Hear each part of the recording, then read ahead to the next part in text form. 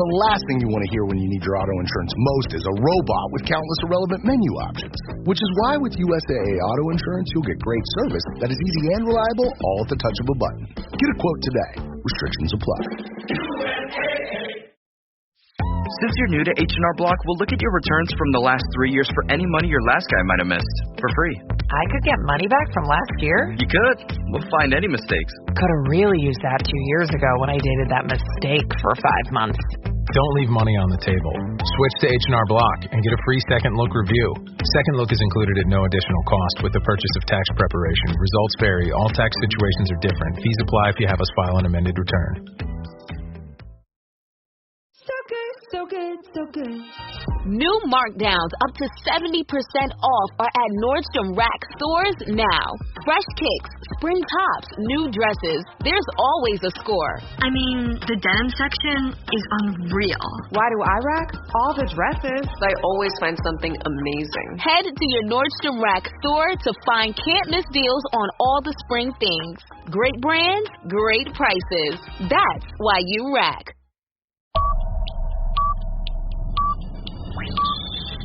10, 9,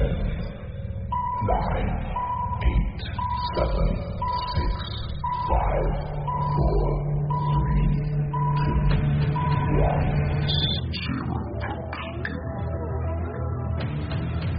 He manages to get it wide to Jacob Minter. Good job with the shot, and the Slough Jets have taken the lead on the power play.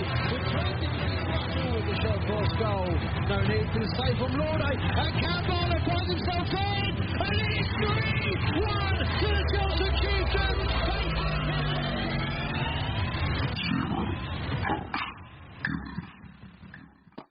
Hello and welcome to Zero Pucks Given, the UK ice hockey podcast.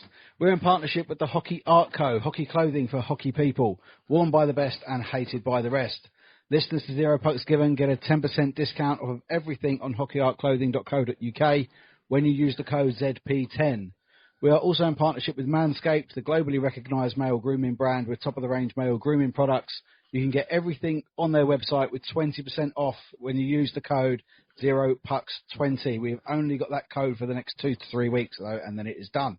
We're also on the Sports Social Podcast Network, which is the largest sport podcast network in Europe, boasting over 500 podcasts from more than 20 different sports, and we're delighted that ZPG, Ice Maidens and Zero Pucks Given are a part of it. Well, welcome along to episode 169. We're going to be going for a little windy walk up the road as Hydey and Watty talk Steel City Showdown. Evening, mate. How you doing? Yeah, thanks for having me on once again. I'm very well, mate. How are you?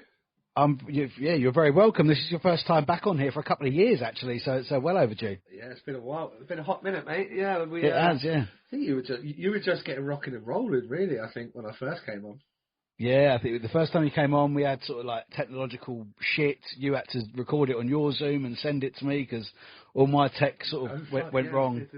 It's been a hot minute, mate. It was back in the day, but we're all building up now to this enormous playoff finals weekend. We've just had an epic weekend of semi-finals that, in all fairness, I don't actually think the games went as well as we would have hoped them to go. I think we were hoping for something a bit closer. Yeah. Something much closer. Yeah. I think we talked on my show a couple of weeks back, just before the season was kind of coming to an end there, and the teams that we kind of expected to make the weekend have gone and got the job done. You know, Billingham have made the weekend. Tigers 2 have made the weekend. Jets have made it. Redhawks have made it. So a lot of the big dogs are going to be there.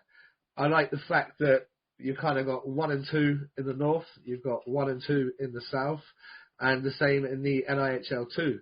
Up there in the NIHL 2 north, you've got Sutton Sting, who finished second, and Telford Tigers, who are league champs. And then down here, you've got the Guildford Phoenix, who are league champs, and you've got the Peterborough Phantoms too, who are the cup champs. So it should be 4 really good games of hockey on the Saturday, and whoever gets through out of those 4 teams, it should set up a lovely couple of games on the Sunday as well, mate. Yeah, it should do. I'm expecting a long day on the Saturday. I think at least one of these could go the full distance. I fucking hope not. It's going to be a long old day for us, isn't it? So. Yeah, like me and Hayden were talking about this yesterday. I think if you're playing, right, you don't give a shit about the other games. You're going to go to your hotel, you're going to have a pre-game nap, you're going to have your scran, you're going to get up, you're going to rock up. I was just thinking that we're going to be there. I think I'm getting there for 9 a.m. to do a couple of little bits of shooting with Hayden for the shoot the puck competition. And then, yeah, the last game's going to finish at 10:15? Yeah. Yeah, it's going to be a long day. Well, I'm there the night before for the Dogs and MK Lightning as well. So I'm a glutton for punishment this weekend, I think. Yeah, unfortunately, that's ended up being a bit of a dead rubber, that game, isn't it? It has, but although the Dogs have nothing to play for, I've been in that position before, and fuck me, do you want to be the spoiler? Yeah. It's like, if we're not going, you're not going either. We're going to get a 4-point weekend, and you're not coming. You're not getting invited to the party, and we're going to be the reason why not. And that can have implications in itself, because if Tim Wallace doesn't qualify for Coventry this year, and he didn't win the league this year, and he didn't win the league last year, I'm not calling for the man's job or anything, but there's going to be people calling for the man's job. Yeah, I mean, there's a lot. Obviously, I don't cover a great deal of National League, but there's always a lot said about the money that MK have got and that they spend, and if they're doing that without winning anything, then questions are going to be asked. Especially with how good their roster is. Like, their roster's a sick joke. They've got so much depth. They've got so much talent. I mean, for me, Malik Martelli is one of the best young defensemen. Well, not young defenseman. He's just one of the best defensemen in that. Yeah, I can't believe how young he still is. It feels like years I've been watching him. Yeah, he's just a babe. I mean, he's just a babe, but he's one hell of a hockey player. We have him playing the 4,000 county tournament every year, and luckily he's managed to be on my team like 2 out of the last 3 years, and I like that. I rate that. That's good drafting by my team captains. Yeah. Yeah, like, I don't know how it happened last year, but we ended up with myself, Danny Hughes, and Adam Bicknell all on the same team. At one stage, we were out on the ice against like 3 18-year-old lads. We had a combined age of about 147. Those boys are rocking at about 55. But yeah, I like to have the young guys, and Malik especially. What a talent, what a player. And you look at their roster, they got an embarrassment of riches up there. You got Harry Gulliver, you got Cowney, you got Venus, and that's just to name a few. But the Dogs, as much as it's ended up being a dead rubber, and they're not going to get to go on to Coventry, they're going to want to spoil the party for MK, and they have a good opportunity. Friday night game, some of the lads are coming straight from work, and all these type of factors that happen in these leagues below the elite league. Guys do have to go to work. They have to try and ram in a bit of work, be done by midday to get on the bus, and all these factors, they make a big difference. And that being said, still would fancy MK to find a way this weekend to pick up 2 or 3 points. And with the form that Swindon are in against Romford, even though Romford, they've had an exceptional playoff so far, they could end up getting the short straw just with the form that Swindon are in and the fact that MK do have a Steel Dogs team that haven't picked up any points as of yet. Yeah, it's a real shame for that Romford side because, like you say, they've played well enough to actually qualify for Coventry, but they might end up getting the butt end of the deal. They might, but that being said, they seem to find a way to keep squeaking out results here, and if they can take Swindon to overtime, get a couple of points, if they can nick a victory and go to overtime, MK are going to have a lot to do. Swindon, you like to think if Swindon wins Saturday, nobody can then catch them. Do they fucking rest a couple of boys on Sunday before they head up to Coventry the week after? There's a lot of factors that could come into play. Also, a little bit of like gamesmanship. Like if the way it works out would be MK lose in Sheffield on Friday, sorry. And the Cats were to win the first game against Romford, like, if you're Swindon, you don't want to play MK at Coventry in the final. No. You'd rather play Romford. Is there a little bit of gamesmanship? Do we try and see some jiggling of results, start get a couple of the younger boys eating 25, 30 minutes, you put your backup in, and lots of things that can happen in these kind of scenarios, which for us as neutrals, it's great fun. Yeah, it's certainly. I love the playoff format in the National League. I think it's really exciting. I know it was planned to go that way in South 1 this year, but the teams just could not guarantee the ice time, which is a massive shame. That's an issue, isn't it? Yeah, it's always going to be an issue. But moving into this week then, mate, as we've said, it's going to be a very, you're going to be there on the Friday night. It's going to be a very early start for me on the Saturday. I'm going to be up there with you sort of 8:30, 9 o'clock Saturday morning. We're going to have a bit of brekkie and then all get cracking. Yeah. We've got one hell of a schedule already planned out. So the first game is going to face off at 10:45. Sutton Sting, Telford Tigers 2. I mean, these two went head-to-head in the league all season. I think I was just going through this with Graham Hamilton on Hawks Talk earlier this week, that the Tigers won the league, only lost one game, but the Sutton Sting were unbeaten after 22, and after 26 ended up with 3 defeats. So it's almost like they fell apart a little bit at the end of the year. They, well, it's not almost. They did. Yeah, I mean, I've not got the results right in front of me, but I'm assuming one of those losses was to Telford, at least. Yeah, you would like to think so. Yeah. I'm just trying to find it now to see what their North 2 box scores was, so we can kind of sound like we know what we're talking about. Yeah, I know your tech is better than mine. Oh, I wouldn't. Yeah, but the person controlling it is most certainly not. Let's have a look who they lost to towards the end of that year there. So they humped Nottingham 9-0. That's their playoff results. So they beat D-side 20-0. So yeah, that will prepare you nicely for a playoff game.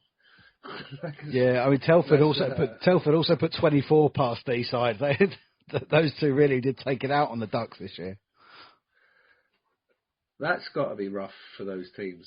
Like, you're turning up and you're just getting absolutely shit kicked. So the Billingham Buccaneers, back on the 2nd of March, they beat the Sutton Sting 5-4 in Billingham. So that's one of their defeats. Let's see who else. They lost 5-4 to Tigers 2. That was on the 22nd of Feb. So they're losing games against like teams that are good in and around them. The interesting thing will be how they bounce back. You know, as ice hockey, you're going to lose games. Not everyone's going. You're not 22 games unbeaten, nigh on unheard of. It's going to be how they bounce back from those defeats. Obviously, they've had a strong showing in the playoffs thus far, but that Tigers 2 team, they're a different beast at that level. Well, I mean, we say a different beast. There appears to be one beast in that roster that is making the difference for them in Vladimir Luka. Has certainly put some points up this year. Shit, like, everyone was giving him shit. Like, he's gone on. He's out there. He lives local. He's not ready to finish playing. Tigers were going to bring in 2 new imports. He wasn't going to be part of the picture. And everyone's like, oh, they brought him in to cheat. No, the guy lives local. Like, he's coming down. He's going to play. He's playing with some of the young kids. You know, look at the year young Taylor Stanton's had up there. He's got 60 odd points. So, yeah, I like it. I think he's going to be the best player at that level across all 4 of the teams that are there. You know, he is essentially a National League import playing in NIHL too. So you'd expect him to do some serious damage. Well, I mean, as we discussed about this level before, more in the south than in the north, that of having these players developing. But surely the guys at Telford Tigers too, I know that Scotty Mack had an involvement there over the last couple of years as well. You know, surely that the young players there are getting this experience from these players that are coming in. And as we've said, if you're a guy that's that level and you're that level, but if you've got a job and a family that says you can't do the National League structure and you want to still play, what's the guy going to do? Yeah, he's not going to travel. I think some people are expecting him to then go to like NIHL 1. Well, if he lives in Telford, they don't have an NIHL 1 team. They have an NIHL national team or a 2. Why the fuck's he then going to stop going to national to sit in the car to drive to, say, Coventry NIHL 1? Even they're in the NIHL 2. Oh, well, there you go. He'd have to go to Solihull or D-side. Yeah, Solihull, D-side, or even across to Sheffield. If you're going to do that, you might as well just stay in the national somewhere. Yeah. If you're going to be up and down the country. I think it's very much a bunch of fans from different teams that probably got a bit of the green-eyed monster going. They're jealous that, he don't live down the road from their rink. And yeah, he is a good player. He's a very good player at that level. And if we're sitting here next week recapping one of my show or your show, wherever we go, I wouldn't be surprised if we sit and talk about Mr. Luca himself next week, having turned a couple of games on their head. Mm. Yeah, well, I mean, there's an opportunity actually at this level. So that first game, that's going to face off at 10:45. I fancy the Tigers in this one. They've gone one each throughout the season in the series, but I fancy the Tigers, and that gives us the opportunity to have the second sides of two National League sides going head to head in the National Playoff Final on the Sunday, because the next game facing off at 1:45 will be Peterborough Phantoms 2 against the Guildford Phoenix. Now, again, the league in this down south was virtually the same as up north. These two just ran amok of it. They did, and they're the two teams that sat there with the two trophies that have been up for grabs so far. And I would not be surprised to see this one go all the way. We talked about at least one of the games is going to go all the way. I think these two teams are pretty evenly matched. I believe last night, on my show, I did a little live, I picked the Guildford Phoenix. And I wasn't basing it. I was basing that on absolutely fuck all. Do you know when you got to pick, and you got to pick one, and I'm like, and I could feel myself sitting on the fence. So I just went, right, let's go Guildford. But having seen what the Pollard boys can do, and a couple of the additions they've made with that Phantoms 2 team, you can't count them out. I wouldn't be surprised there again if we're talking about Luca to be talking about the Pollards on Monday morning next week. Yeah, they both made the All-Star team. Yeah, they both made the All-Star team at that level. They've throughout the season. I mean, us saying it could go all the way. Their two league games both went to overtime, one win each. One of them 3-4, the other one 2-3. Away side winning on both occasions. I mean, through the playoffs. I mean, looking at players that have had really good runs in the playoffs so far. James Pentecost for the Phantoms has been terrific. I didn't realise James was there. Yeah, I actually found out at Ali Pally last year. Nathan had a little word in my ear and said, Pence is coming to us next year. But I don't know how often he's going to be able to play. But he's certainly been putting the points away. Right? Yeah, he certainly has been putting the points away in the playoffs. Doesn't surprise me the slightest at that level. He should be stacking some points up there.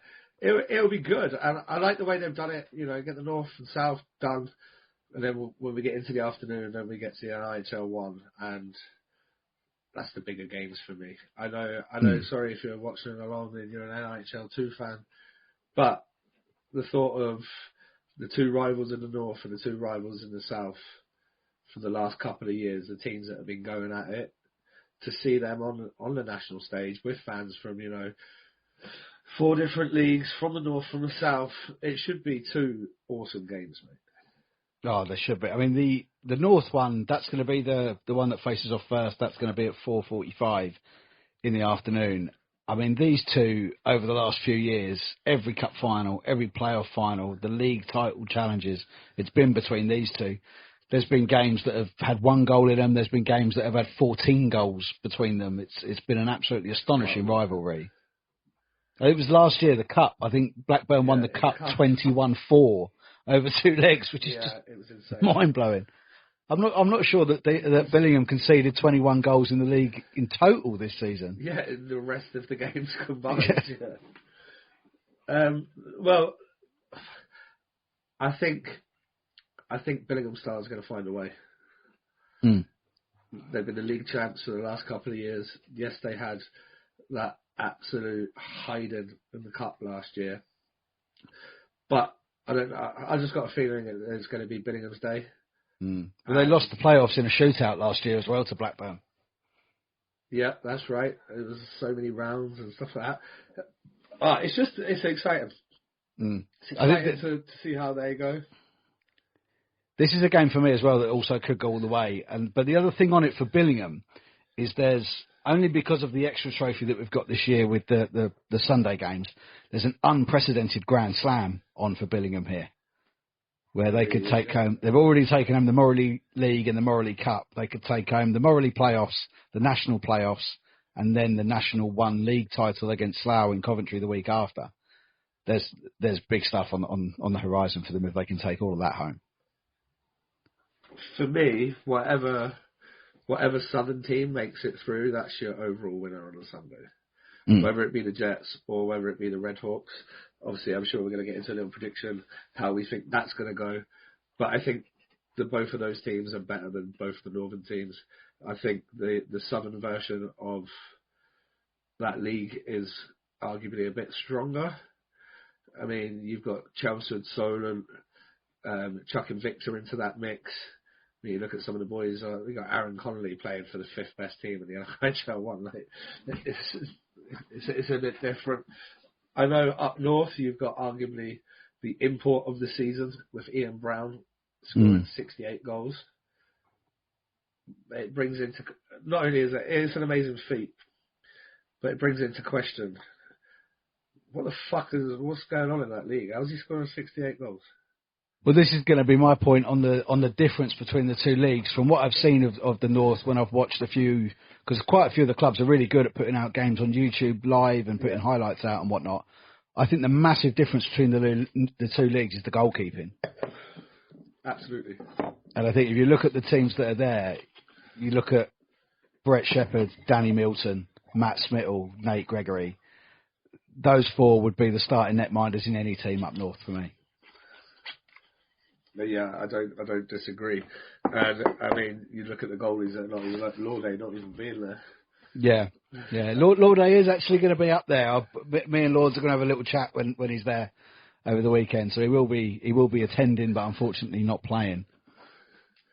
Well, he's got his big move in about 10 short days here. And I'll tell you a little story. Like, so the Watts and the Laudays have been family friends for a long time. Since Jordan was probably under 10 defenceman. And it would have been back in the day when I was coaching Bayside Juniors. And he come into Mandy and he's like, I want to be a goalie. So if he wants to be a goalie, all right, cool, whatever. So I'm out at under 10 practice. First time on the ice in goalie kit. And I'm at the top of the circles firing fucking slap shots at him. Like legit wiring at him. And he didn't flinch. I was like, sorry, Mandy, you're screwed. He's going to be a goalie. And yeah, what a goalie he turned out to be. Like, did you see the clip I shared earlier? So, what of that save? That save from Josh Ely Newman. Filth. Yeah. I saw Josh commenting on it. Go ahead. I think he robbed me a few times that week. Yeah, honestly, he looked down at Lauday like, how the fuck did you do that? He just looked at him like that. Yeah, how have you done that then? Yeah, exceptional save. But yeah, all the best to Geordie. I'm sure it's going to be a brilliant move for Oakley, and he's going to get to grow up a different way of life, and that's awesome. I wish him all the best. We do, yeah. He had a fabulous send-off from Chelmsford on Saturday night, and a wonderful guard of honour from everyone at Streatham on the Sunday as well, with some lovely pictures of that doing the rounds. Before we get into that South 1 game, we have got an exclusive announcement from England Ice Hockey with regards to Players of the Year, Coach of the Year and Young Player of the Year. These were all voted for the same way as the All-Star teams, where each team, the bench coach, the first team coach and the captain all had a vote for the Player of the Year. And the shortlists are as follows. The Player of the Year shortlist is Cameron Bartlett from Chelmsford Chieftains, Grant Bartlett from Chelmsford Chieftains, and your brother, Ryan Watt from Streatham Redhawks. Is the final three. These winners will be announced at Sheffield over the weekend.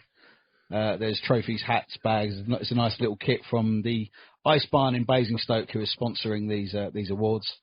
The Coach of the Year nominees are Ken Forshee at the Swindon Wildcats 2, Lucas Smittle at Slough, and Lewis Clifford at Chelmsford. They are the three coaches nominated for Coach of the Year. And the Young Players of the Year in the IceBarn-sponsored awards are Sebastian Moore from the Slough Jets, Max Van Mullen from the Romford Buccaneers, and Charlie Turner from the Swindon Wildcats too.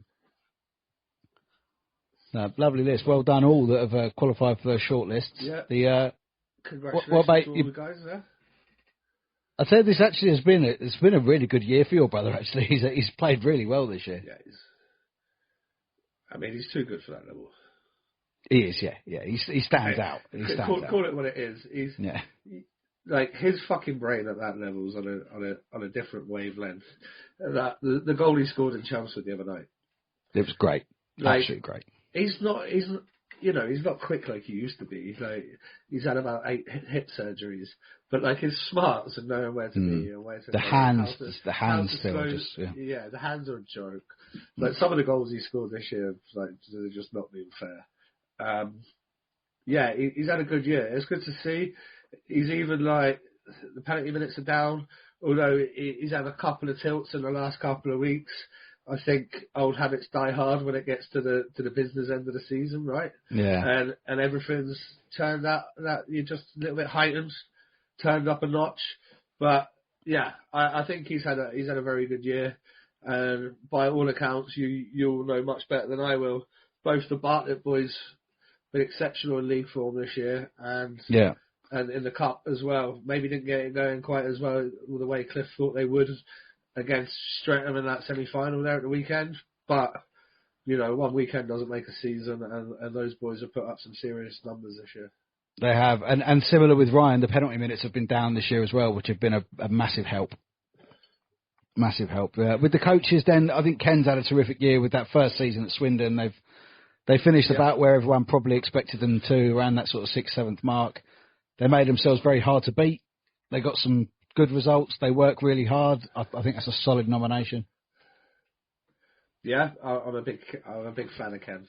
He's a great guy. I've known him for a very long time. I used to play against him back in the early days of the EPL, and he's been a stalwart of British hockey in some shape or form for over 20 years now. Kenny's the right kind of person to go in and do that job alongside the under-18 job there in Swindon. And yeah, I think it's well deserved. For me personally, again, Cliff's had a good year with Chelmsford. He won the cup, but I think the award has to go to Smittle. And people are probably listening to me and be like, "What is fucking voting for Smittle?" Yeah, because this has been a project. It's not just this year. They were getting closer last year, but the start is, you could arguably say it started the year before, or maybe even the year before that. This has been coming. Slough have been getting better.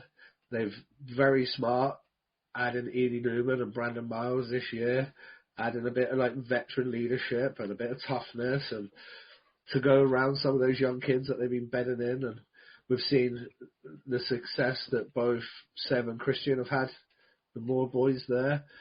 Jack Goodchild as well, and a lot of these kids are now 2 ways with Romford and the National, and Smittle's 100% had a lot to do with those boys' progression, with their development, with how they are as hockey players now. And Pippin, you think that Streatham team didn't lose many games. I think they only lost 3 or 4 games the entire year, and Slough, they made them pay for it. And they win the league by a point. And they set up a weekend at Coventry against Billingham in the North First South. It's been an exceptional year for Smittle and the boys. Yeah, it has quite so. And with what they've got this weekend, this was also another game that I tipped could possibly go the distance, which we really wouldn't want last game of the day. Please, boys, don't do that to us. It's half midnight. Yeah. But between the two of them, 3 wins to Streatham, 1 win to Slough. That win was in overtime. That's the point they won the league by, was that overtime win in Streatham. It's going to be incredibly fast. I think it's going to be incredibly ferocious. If anything, Slough's forecheck is the most aggressive one I've seen this year. But the way that Streatham attack, the way they played on Saturday against Chelmsford was so. I said about it. It was precise. It was pacey. It was rehearsed. Everything about what they did was they knew exactly what they were doing every single step of the way. Yeah, for me, my money is on Streatham. I just think the experience that they have in these big games, in cup finals. How many cup finals has Streatham been in the last 5 years? Astonishing. Nearly all of them, yeah.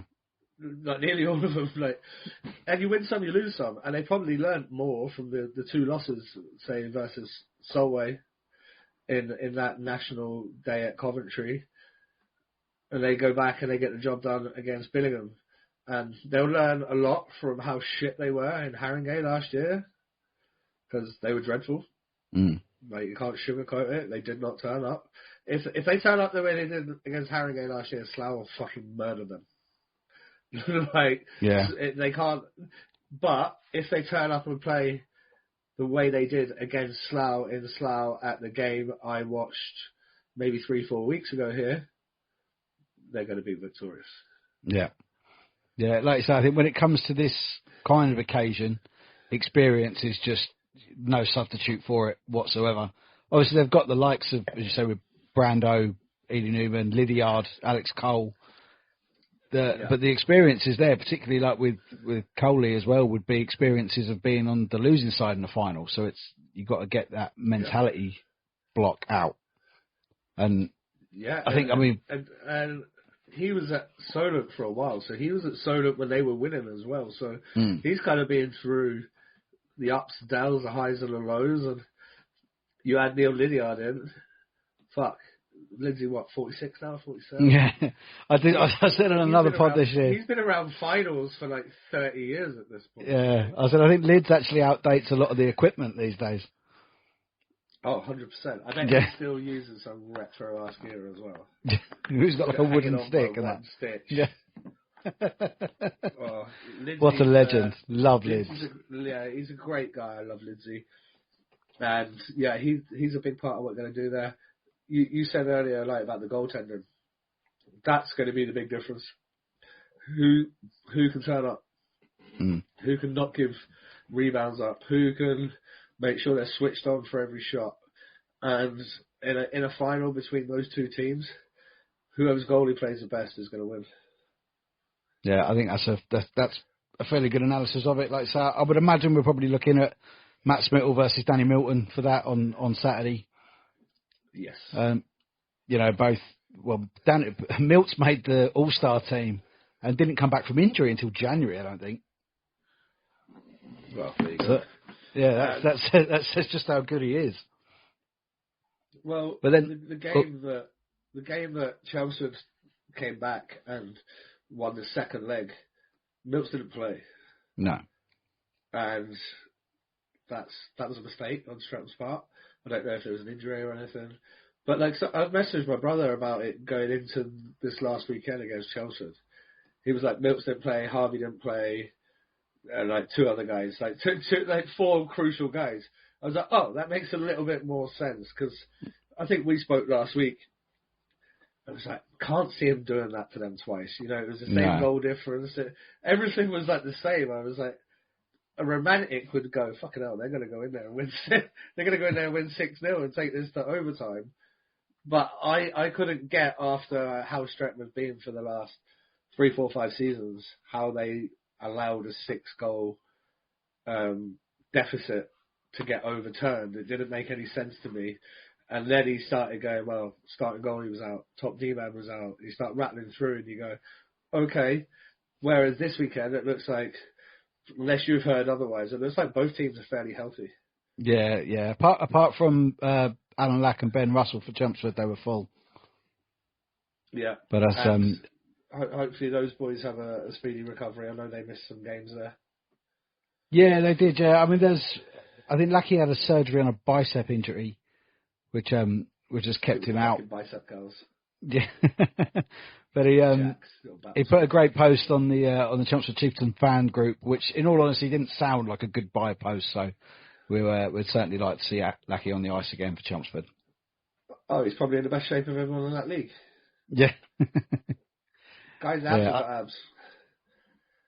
I see. He's a terrific player at this level. Like I say, when we talk about the guys in the national that can't commit to the schedule and they drop down into that tier, it makes it so entertaining for watch. I feel so lucky that I'm able to give some extra publicity to that level, because it just makes it so good to watch. And the teams that we're talking about playing in this playoff final on Saturday night, I'm sure it will make it a great advert for that level of hockey. And I think this whole weekend will be a great advert for the second and third tier of the NIHL. Do you know what's interesting as well? with that being the last game of the day, it's going to be, it's going to pull some fans in. But my thoughts are with the fans that are going to be there drinking beers since 10 a.m. and it's now a fucking 7:45 face-off. I reckon we could get quite a rowdy atmosphere, I think. Yeah. Everyone's going to have a few beers in them, and it's going to have been a long day. Have you ever watched 4 games of hockey in a day? It's a lot of hockey, man. It's hard work, yeah. It's a lot of hockey. It's a lot of hockey. And with the games being such quick turnarounds, you can't just nip back, shit, shower and shave at the hotel and then come back. Especially for us, we're going to be kind of working in between games and stuff like that. Yeah. It's going to be the same for the fans, because unless you're staying where I am, at the Premier Inn over the road from the arena, or one of the hotels, you'd have to travel. You're going to miss stuff. So I think fans are going to be in for the long haul, kind of getting there early doors and just riding the waves, the ups and the downs, and the highs and the lows of the day. And yeah, I think it's a good format. I'm glad they've done it this way. I'm glad it's going to be North and South, and I'm glad they've added these extra games on the Sunday. Yeah, I think the extra games are a great idea. As I've said, I've always thought that the league final on the national weekend is never really a true reflection of who's the best in the country at that level, because it's maybe 2 to 3 weeks after the season's finished. People are on holiday. People are having a little bit of surgery maybe on something that's been niggling them. So it's not always the full strength rosters. It certainly wasn't from Streatham in the couple of years that they lost to Solway. And it certainly wasn't from Billingham last year either when they lost to Streatham. Ryan was suspended. Vaddy was injured. Yeah. Was it not the other way around? Were Vaddy not suspended and Ryan was injured? Yeah. Vaddy got suspended. Ryan was... they're sat watching the game with me, and I'm like, it's not the same Streatham team. No. You can't take Ryan Watt and Vanya Antonov out of an NIHL 1 South team and it be the same team. It's not. And do you know what? That was a massive own goal, because I was at that MK Final Four weekend when Vanny got the suspension. Just a massive own goal by the IHA. It wasn't suspension worthy. You've just took him out of your lunchtime showpiece event at Coventry the week after. It was the fucking dumbest thing I'd ever seen. And, if I'm England, I want to beat Scotland. Yeah. If I'm England, I want to beat Scotland. And vice versa. Scotland, maybe you just give them the game. Maybe you give them the 5+ game. Maybe you don't suspend him. And do you know what? Every fan in attendance was cheated a little bit that day, because you have those extra veteran guys in there and some of your top dogs. You're going to get a better product on the ice. And that's why I'm glad that it seems to be everybody that's going this weekend. I don't think we have any major suspensions. Don't think we have any major injuries. Don't get me wrong, at this stage of the year, everyone's injured. Everyone's injured. Every single guy no one's at 100%. Yeah, nobody feels good. Everybody's fucking looking at Magaluf on the calendar of 4 weeks going, right, come on. We're gonna get a little lads run away with the boys, or go to Portugal golf, or whatever they're doing. But yeah, everyone's hurting at this stage. Your hips are sore, your knees are sore, your hands are beaten up, your shoulders are fucking hanging off. But what I'm talking about is there's no ACLs, no MCLs. There's no one with broken femurs or tendon fibs. I think everyone's going to get into this weekend as healthy as you're going to be in April. And if you haven't already, folks, you listen to Ben, you listen to myself, get your tickets to the Steel City Showdown. When I spoke to Hayden on Sunday, I believe there was 400 tickets left, and that was pre-game Sunday. That wasn't post-game. So obviously post-game, people now know if they're going to be there. Everyone knows who's going. So I imagine some of those tickets, some of those 450 tickets that were left probably got snapped up very quickly. But there is still tickets available. And we want this ring to be packed. It's a better spectacle for the players. For us as podcasters and for doing content and stuff, it's better for us again. There's going to be quite a selfish theme to this. Right? There's going to be quite a selfish theme to everything I say for the next minute. But, more people buy the 50-50, the pot's bigger. More people buy tickets for the raffle, for the shoot the puck, for the drop the puck, and for all these other competitions that they're running.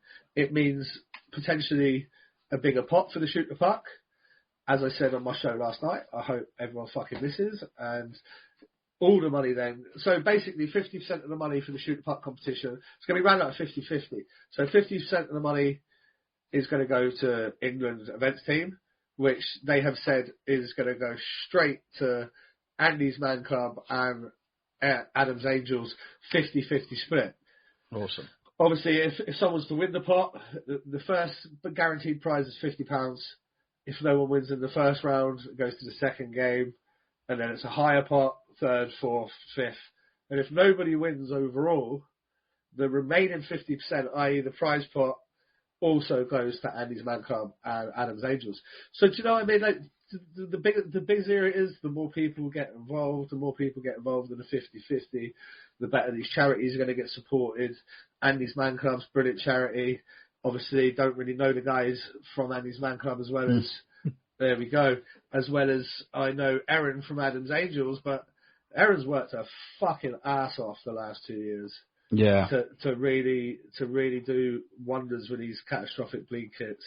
Sadly, we're seeing them being used nigh on every other weekend at the moment, and it just goes to show like what good they do. I believe is it the Daniel Baird Foundation that have something to do with that. I might be getting the name wrong. Definitely something Baird Foundation. But they're on the bleed kits. Adam's Angels on the bleed kits. These ones that Erin are looking to get now are going to go in the rinks. So obviously all the individual clubs have their ones that they can take to the games. They can have on practice nights. But now rinks are going to have them. You know, figure skating, synchro, public skating, rec hockey, all the other session skates, fucking speed skates, whatever you have on at your rink. We can't have another Adam Johnson incident. We have come close in leagues all up and down the world. We saw Austin Matthews nearly get caught with a skate. And if one of the top 5 hockey players on the planet can nearly get sliced open with a skate, then little Johnny going into bang and crash at an under 10 game where no one can stand up and everyone's all arms and legs. These kits have been used so far more than half a dozen times this year. We've now started seeing it being used on public skating sessions. I believe that was the first the other day. Some at Cambridge, I think, wasn't it? Yeah. Some little nipper took a nasty one, and the nurses and the doctors, when they got to hospital, couldn't believe how good that bleed kit was at doing its job.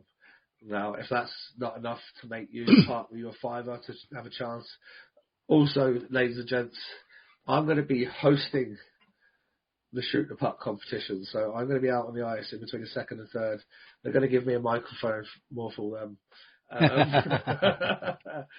So I'm expecting some banter, folks. I'm expecting some chirps. You get them back. You'll get them back, but let's make those bits of it. Do you know, let's make it fun. We're in between the second and third. You've had a couple of pops. Give me your worst. Let's hear it. And hopefully, like I said, I might have a little bit of gamesmanship if I see if an ex-player or something comes on as a raffle ticket winner. It's going to be basketball level chirps. We're not having an ex-player win the fucking money. Oh no! Not on basketball. Not on my watch. We're going to go full basketball style chirps. Psych out and put offs. Yeah, absolute psych out. Obviously, if you're a fan, I'm gonna let you shoot your shot. It's not an easy shot, folks. I will tell you that. The net's about yay big, and you're shooting the length of the rink.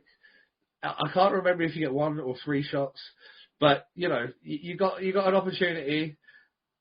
It could be a tiny little pot. If that rolls over into game 3, 4, 5, there could be a tiny drink to be won. Like that's going to up the pressure.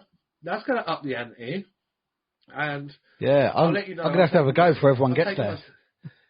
Wait, well, there you go. You took the words out of my mouth. So myself and Hayden and a couple of the others are going to get a bit of content going in the morning. I'm taking a stick up. I've got to do a video of me attempting the challenge. I'm going to be out in the park tomorrow, mate. Fucking shooting puck. Giving it a go. From the halfway line of the football pitch into a puck bag. Because I'm a competitive bastard, mate. And even if there's no one in the rink, I still want to go, well, yeah, I did it. Don't want to like zip one into the corner. hard rim around the board. So I want to be close. But yeah, they're doing so many different things this year. Obviously, we were both at events over the last couple of years, and without a doubt, the organisation that's gone into this one is off the charts. Yeah, they've been getting better and better, particularly with the crowds that have been in there and whatnot. Because we go back a couple of years to the South One playoff finals at MK, it was fucking shocking. You got the two top teams in the league playing in front of 150 people in a rink that can hold 2,500. It just wasn't a good look. Yeah. And we've now got the semi. Yeah, it's been poor. It's been poor, especially we go back a couple of years where Chelmsford didn't qualify because, in all honesty, Chelmsford travel better than any other team in that league, fans-wise. Yeah. They take hundreds when they travel. They filled an entire block at Streatham on Sunday night, and there was 7-1 down. So it's when they're not there, it does. I saw that. That's legit. Yeah, there's still going to be a few hundred there on the weekend, I think, even though Chelmsford haven't made it. So I know there's quite a few that are making their way up there.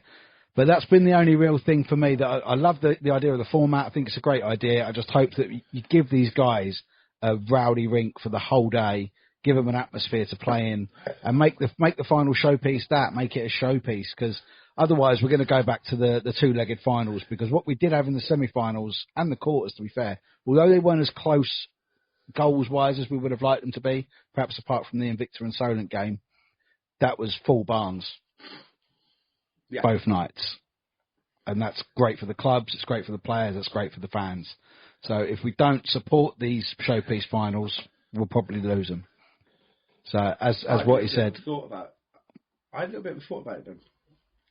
Right. When I first started playing the EPR, it was Coventry.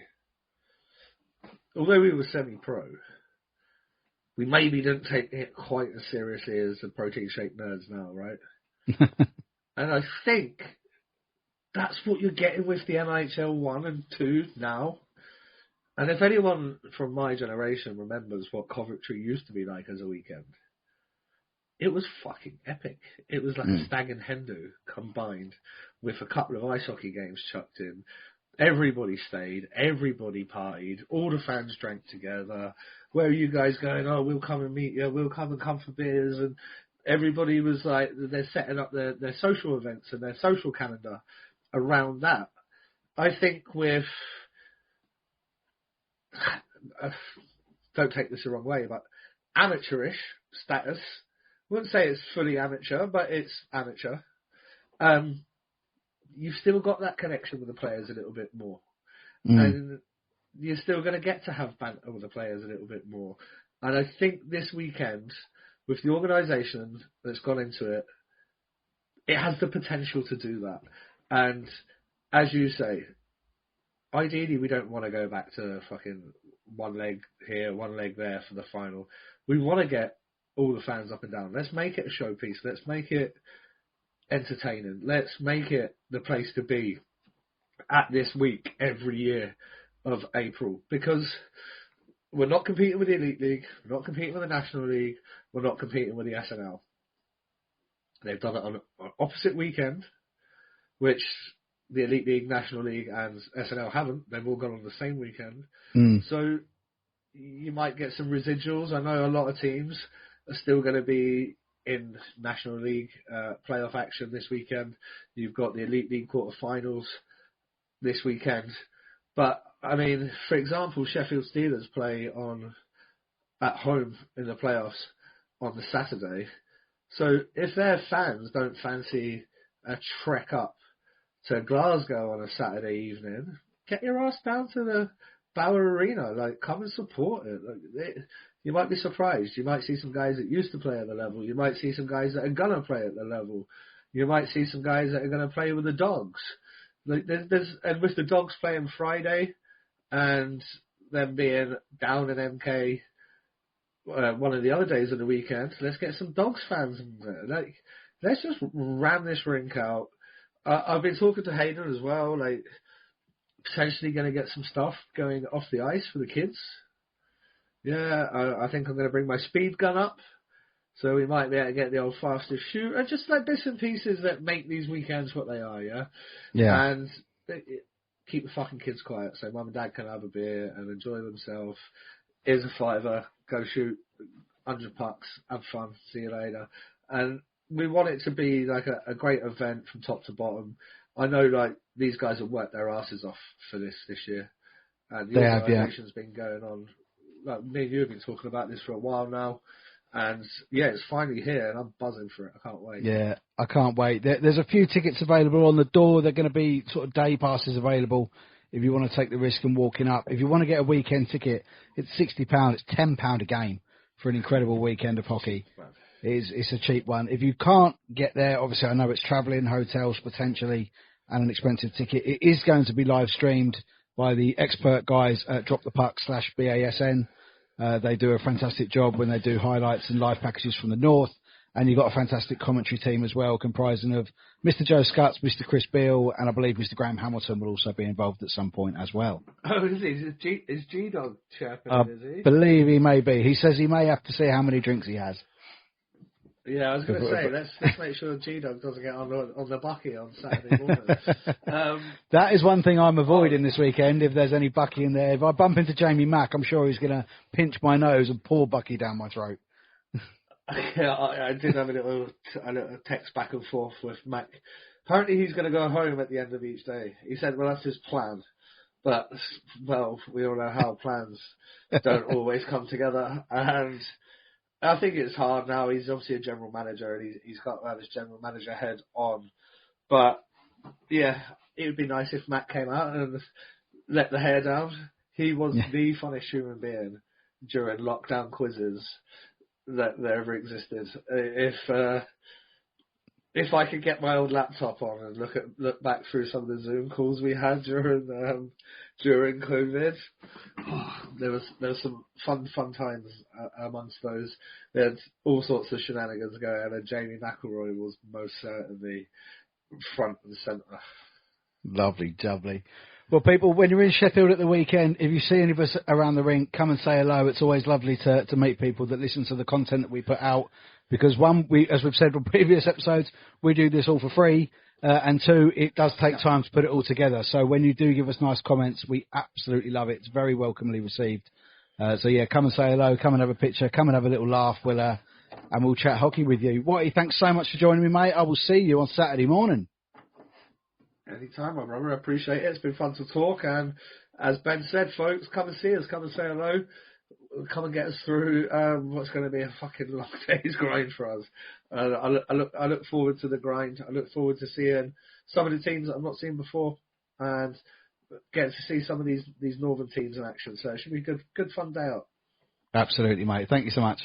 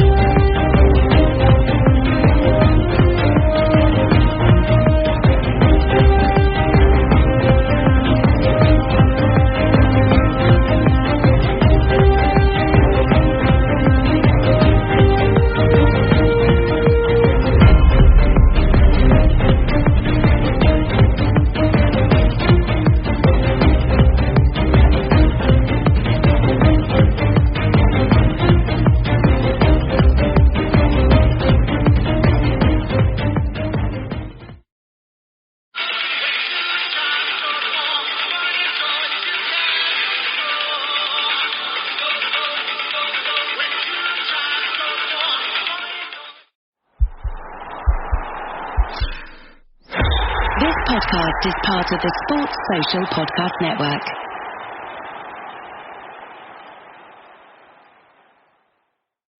This weekend, only at Macy's, it's our lowest prices of spring. How low?